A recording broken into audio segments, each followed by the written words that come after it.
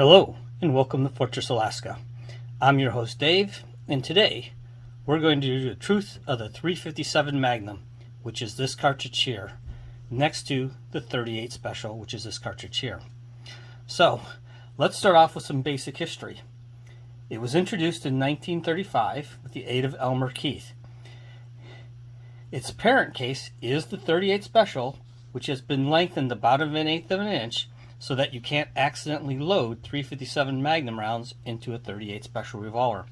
Now the 38 Special was developed from the 38 Short Colt, then the 38 Long Colt, and then the 38 Smith & Wesson, and eventually we got to the 38 Special. Now mind you, they're not all interchangeable, but it's the developmental history of the cartridges.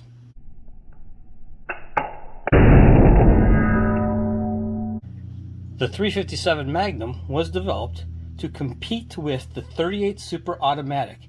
It was designed for better penetration for car doors and body armor that was around in the 1930s. The 38 name for the 38 Special goes back to when heeled bullets were common. The bullet was the same diameter of the case, like on a .22 long rifle.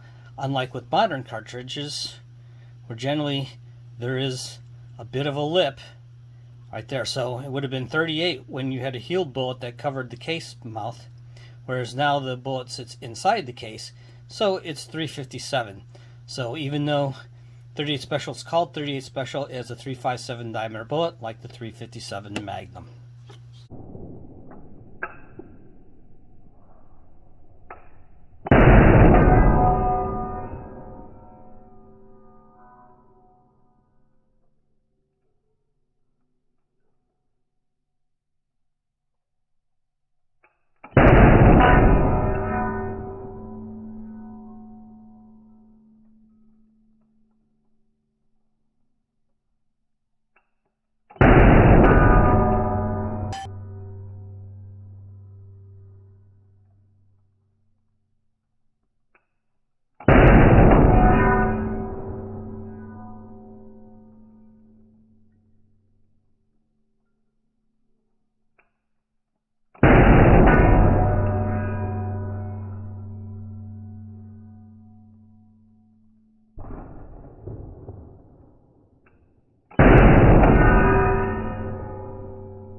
When Elmer Keith was developing the 357 Magnum, he was using a 38 Special revolver that was built on a .44 caliber frame. It was the Smith & Wesson 38-44 heavy duty or outdoorsman or target and hunting revolver. It was a way to have a more powerful 38 Special if you hand loaded. But Elmer Keith worked on developing the 357 Magnum rounds.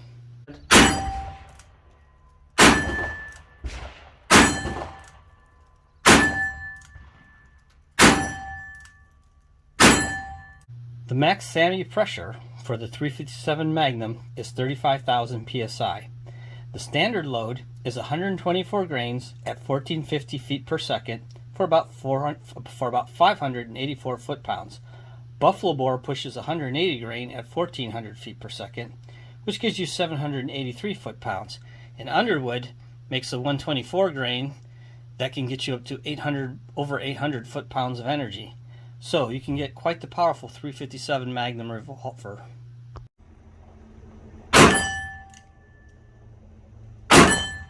The 357 Magnum is suitable for hunting, self-defense. It is the gold standard for self-defense. Hunting, you can use it for small game up through and including deer. It also makes an excellent cartridge for self-defense against wild animals, such as bears. While it's not my first choice, it is still a good choice. A high-power 357 Magnum cartridge will be suitable for bear. Is it as good as a .44 Magnum or 12 gauge? No, but there's compromises in everything we do. If you can't handle a .44 Magnum, a 357 Magnum makes a very good choice. It's almost always used in a revolver. Now granted, there's the Kunin, which is out of production, and there's the Desert Eagle, which will fire a 357 Magnum, but those are oddities.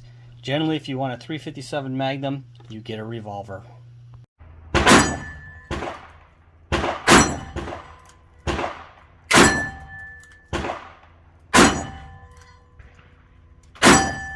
The 357 Magnum is also very useful in lever action. Marlin, Henry, others make lever actions for 357 Magnums. Once again, they make a great hunting cartridge or self-defense cartridge. It's a great lever action in 357 Magnum. It's a great defensive rifle if you live someplace behind enemy lines, not in a free state. So what else can we tell you about it? It was first introduced in the Smith & Wesson Model 37 in 1935.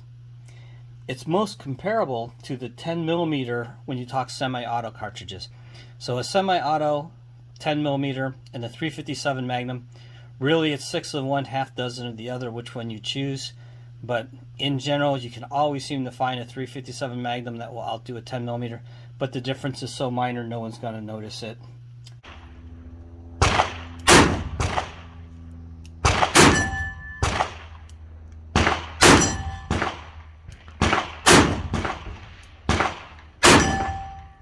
The 357 Magnum was also lengthened again to become the 357 Remington Maximum, which I do not have that cartridge.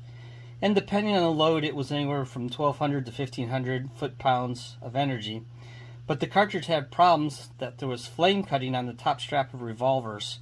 And it's 3/10 of an inch longer than a 357 Magnum. So it's a really long cartridge in specialized revolvers. And honestly, I don't know what good it was. I don't know what benefit it would be going to that other than just switching to a 44 Magnum. So let me get some other cartridges to show you for comparison of size.